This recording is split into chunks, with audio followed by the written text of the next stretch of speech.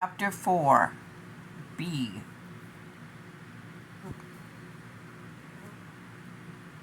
A Fool and His Honey by Charlene Harris. Tea Garden Mystery. Read by Val Whitewolf.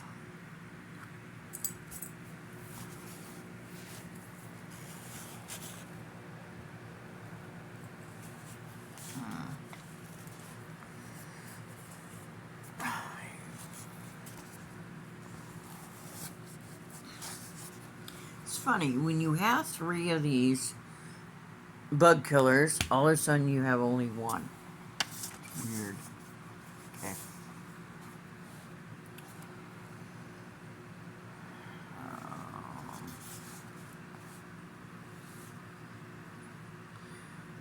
Martin had gotten the portable phone, was punching in a series of numbers appearing at the pages of his personal address book.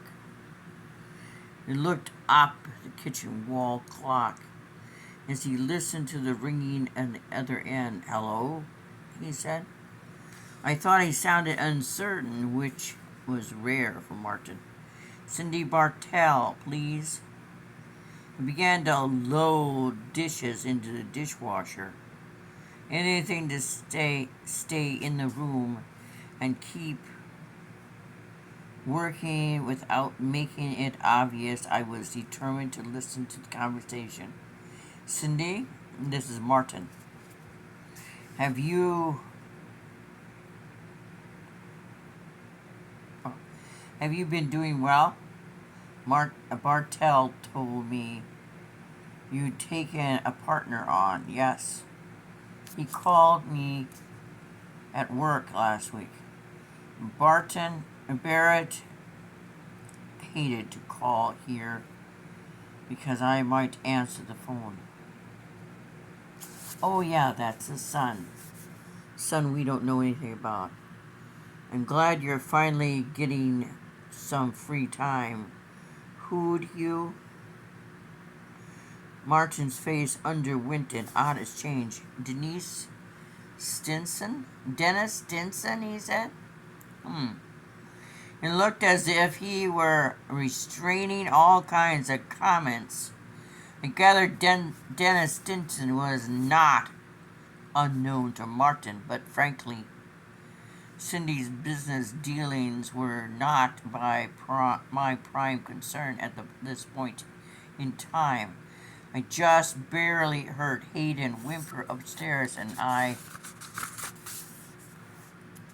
cringed.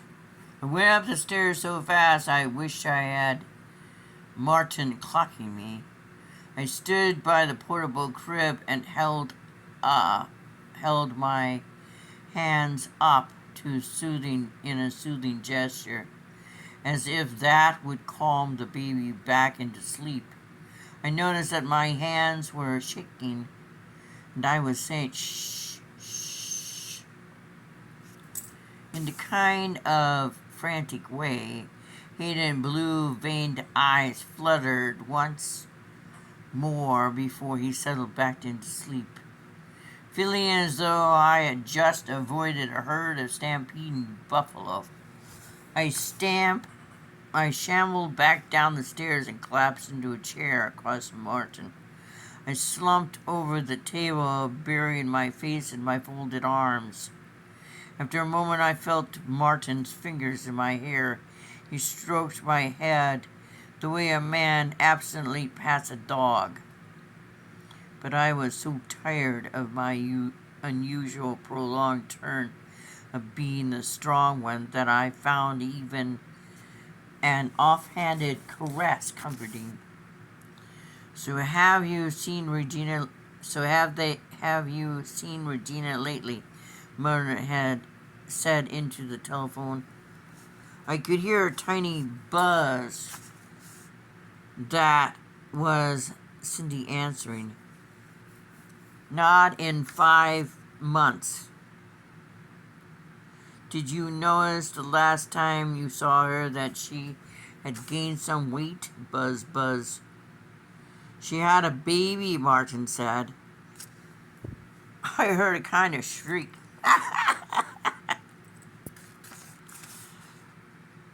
coming from the other end. Yes, really. I raised my head to look at Martin, but he was scowling at the stove while Cindy kept talking.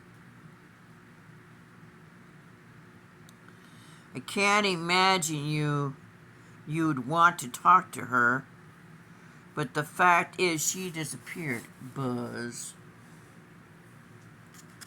Well, no, I can't contact Craig to ask where she is because Craig is here.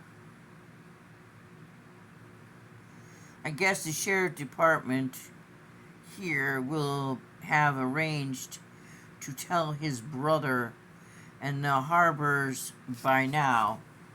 This is bad news, Cindy. Craig is dead, murdered. Buzz, Buzz. No, it wasn't over drugs.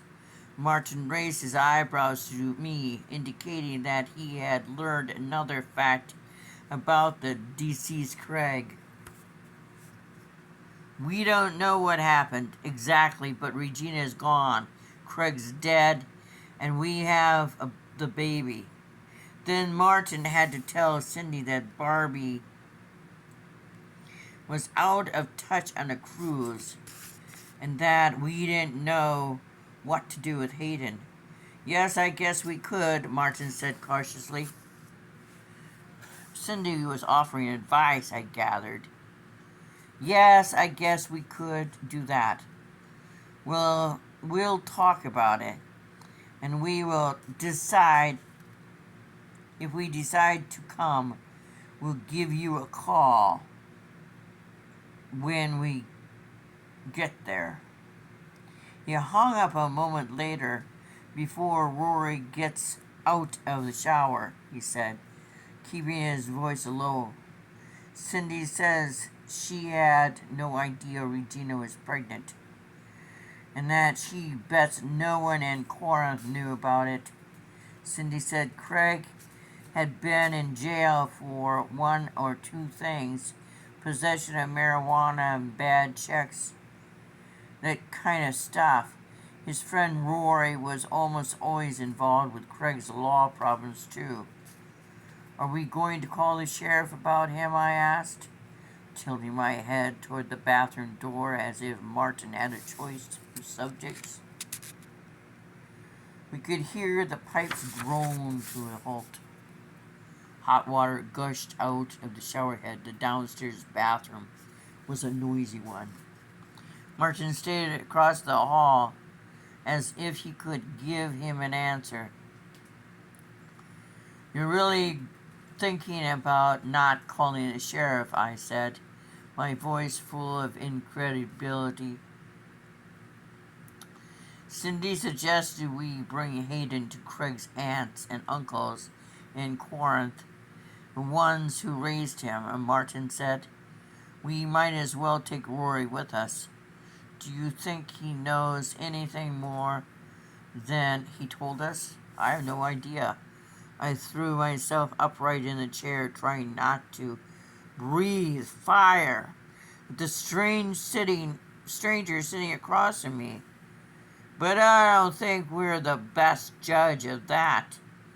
I think we've been as kind as possible for feeding him, giving him a chance to clean up.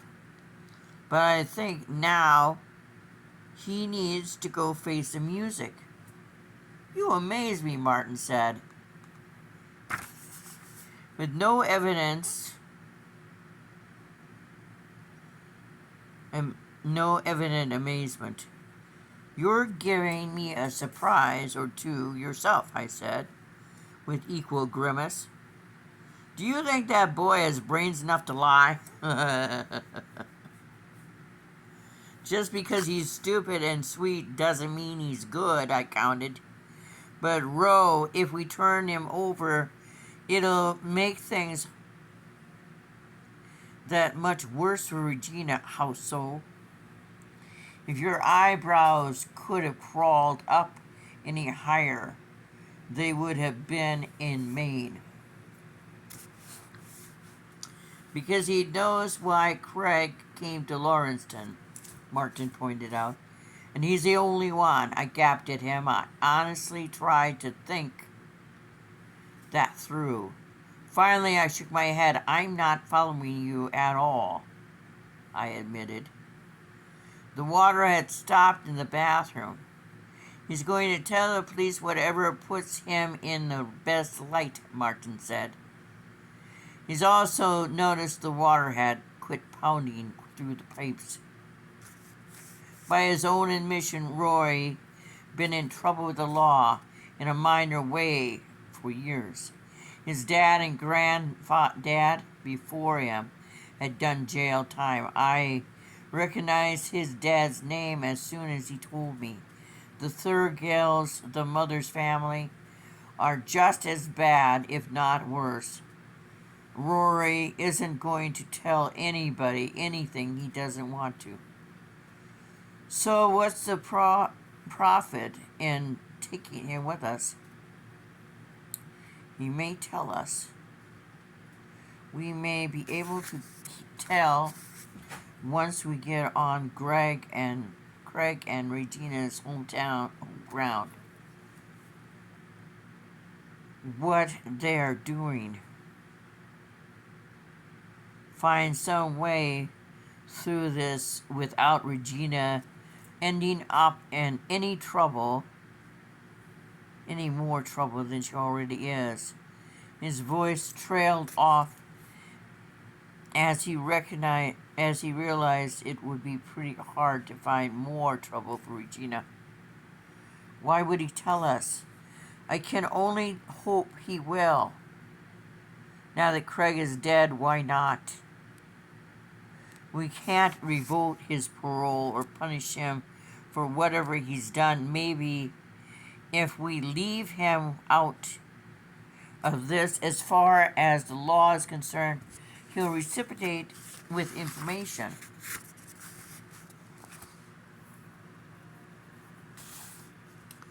I could think of one word for his theory, and it wasn't polite.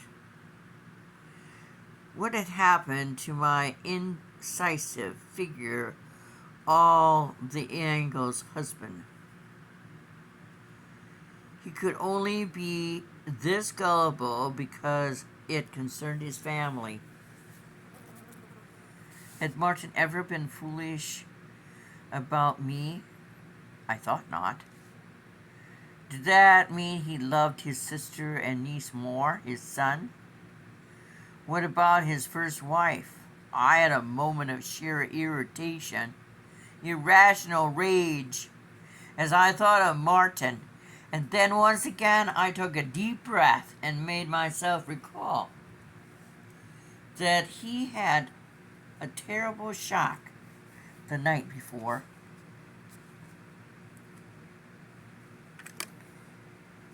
Goddamn flies, I hate them.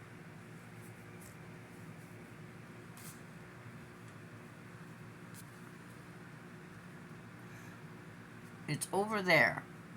Your food is over there, Miss Ling Ling.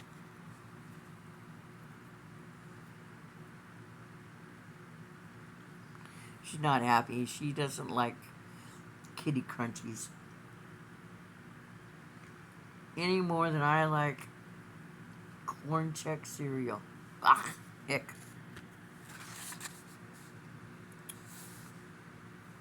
Be calm, I advised myself, calm and patient. But I was pretty close to being clean out of calmness and patience. I heard Hayden's little noises from upstairs, and once again I plodded up and back down, this time bringing him with me. Wrapped in the only blanket Regina had brought, he was definitely awake. I sat at the table holding him, looking at the bundle in my arms. The baby's hands fluttered. His blue eyes were wide open. He began to make that little fussy sound I was learning would develop into full-blown wail. My nose told me he needed changing, and he'd want to eat after that. I was willing to put money on it. We had only one more prepared bottle What could you, where could you buy formula anyway? I wish we could go upstairs for a while, said Martin, said wistfully. But he didn't look horny. He just looked like a wanted oblivion. Dream on, I said, spitting out each word as though it were a hunk of poisoned apple. I tried to remember if the formula had been in powder form or concentrate. Had it been milk-based, soy, I'd have to dig the can out of the trash. My husband was staring at me with bewilderment. If you can believe that. As I picked up Hayden and trudged into the living room to change him, Rory was standing in the living room, the big diaper bag in his hands, and I stopped short. Just seeing how many more diapers the little fella has, he explained. He put the bag down at a low coffee table with some reluctance and backed away. There's gotta be something else in that bag. What? How many diapers are left in the bag? It sounded like one of those bizarre math problems you get in the lower school grades. If it takes Susie 10 diapers a day to keep little Margot clean, and Susie lends Taiwan 3 diapers and uses 2, how many more diapers will she need that day? 6, at least, I think Rory said. Thanks. When he didn't move, I said, do you want to change, Hayden? I held out the baby to him. Oh no, he all but yelped back out of the room with great speed. No, that's okay.